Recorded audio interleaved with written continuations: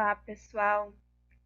Hoje a gente vai falar um pouquinho de aquisição da matéria-prima, né? Da subfunção da obtenção da matéria-prima na agroindústria.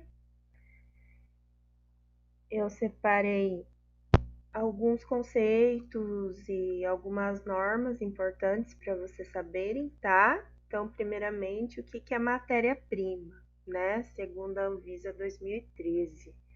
É toda substância de origem vegetal, animal em estado bruto que, para ser utilizada como alimento, precisa sofrer tratamento ou transformação de natureza.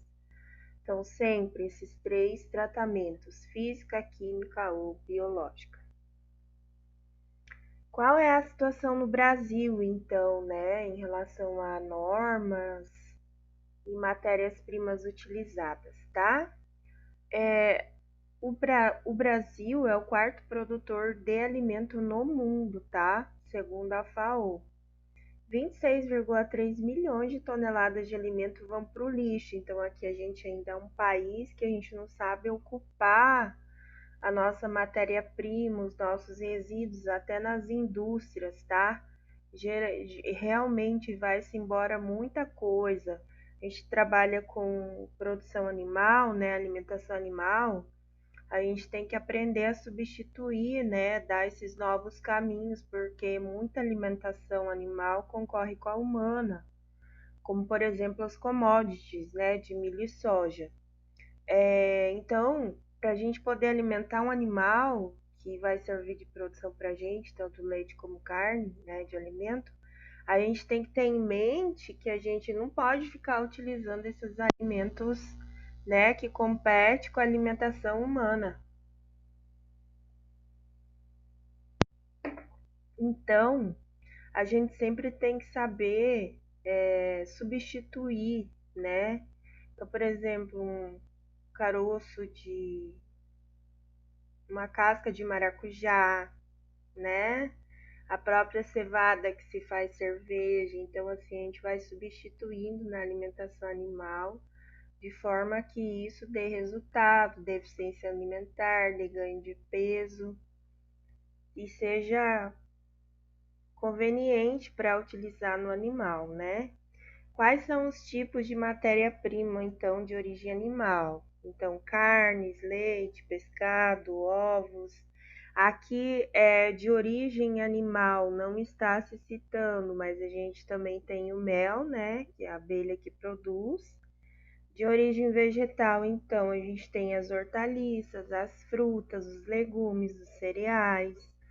A classificação dos alimentos pelo grau de suscetibilidade. Então, a gente tem classificação dos perecíveis, dos semi-perecíveis e dos não perecíveis.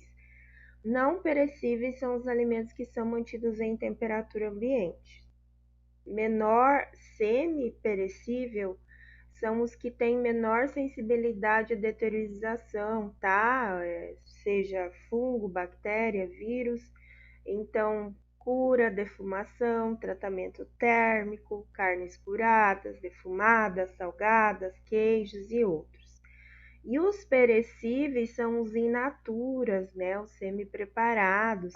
Então, eles vão ter uma suscetibilidade mais fácil à deteriorização, tá? Então, aqui eu coloquei a classificação só para vocês terem ainda uma ideia, né? Dos perecíveis, geralmente os bolos, os in naturas, né? Os preparados, salgados, sanduíches. Então, precisam de uma conservação. Semi-perecível, queijos, né? Salames. Não perecíveis, então a gente tem os enlatados, os industrializados, ok? Quais são as exigências, né, para você ter uma matéria-prima de qualidade? Então, quanto ao alimento, valor nutricional, características organoléticas, que a gente já falou, referente a cor, sabor, odor, sanidade desses alimentos, né, resistência às manobras do processamento, adequação aos requisitos de industrialização. No processamento, vai ter um pré-tratamento com cuidados, né? Quanto à colheita, transporte, limpeza e armazenamento dessa matéria-prima, ter uma boa classificação, passa por análise, né? Muitos desses alimentos, quando chegam na indústria, a gente sobe no caminhão e coleta alguns pontos, né? Faz algumas análises de toxicidade, de fator antinutricional, né? Em relação aos grãos, estabilidade e conservação e o acabamento, né? Higiene e conservação. No pré-tratamento também, quanto à colheita ou abate, né? Em relação à carne animal, em relação às hortaliças e frutas, né? Então, em relação ao vegetal, respeitar o tempo e época da colheita, né? Como, por exemplo, tomate e ervilha. Aqui a carne, né? Em relação ao animal, respeitar o rigor mortis, respeitar o pré-abate, integridade da matéria-prima, né? No caso, morango, maçã, esse alimento ele tem que ter integridade, ele não pode já chegar com defeitos, né? Com deteriorização, relação a patogênicos ou micro-organismos, né? Tem que ter um transporte especializado, dependendo do tipo de matéria-prima que eu vou estar transportando, né? Aqui eu coloquei até um carro cheio de maçã. Então, esse aqui não é o melhor transporte, né, que a gente teria para essa matéria-prima. Pré-tratamento, esse eu já falei. Em relação à limpeza, né, pessoal, remoção física de resíduo, então muito se faz isso nos mercados, né? Quem fica responsável pelo setor de hortifruti ali tem que ficar fazendo a limpeza das frutas, das hortaliças, né? Das verduras, tem que deixar ela apta para o consumidor. Então a gente tem que fazer essa remoção de resíduo, partícula da superfície das matérias-primas, armazenamento então dessas substâncias, desses alimentos, né?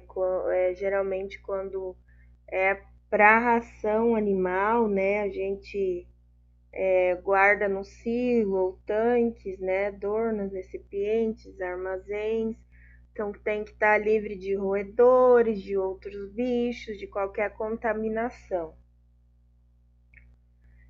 O acompanhamento técnico, né? Quanto à matéria-prima de fonte animal, cumprimento das normas de criação de animal, seleção da espécie e regime alimentar. Então, muito se acha que quando se fala de alimentação animal não se tem esse cuidado sanitário, higiênico, esse conhecimento. Hoje a nutrição animal, pessoal, ela está um aquém à frente da nutrição humana, né? A gente já tem tecnologias e chances de processamento de ração para eficiência alimentar, bem-estar animal, ganho de peso muito mais à frente, né, os nossos estudos e tecnologias do que a própria nutrição humana. Então, isso é maravilhoso, né? O modo como nós estamos à frente. E essa seleção, para cada dieta exige uma exigência, para cada categoria animal, peso animal, sexo, produção existe uma exigência. Quanto à matéria-prima vegetal, né, uma fonte de matéria, então escolher aquelas que se desenvolveram de acordo com a cultura seletiva, que visa melhoria de caracteres organolépticos, né? A gente sempre bate nessa tecla dos organolépticos, né? Como cor, sabor, forma e estrutura. Eu vou pedir isso na prova, hein? Gente, essa era a nossa aula de hoje. Obrigada e bom estudo.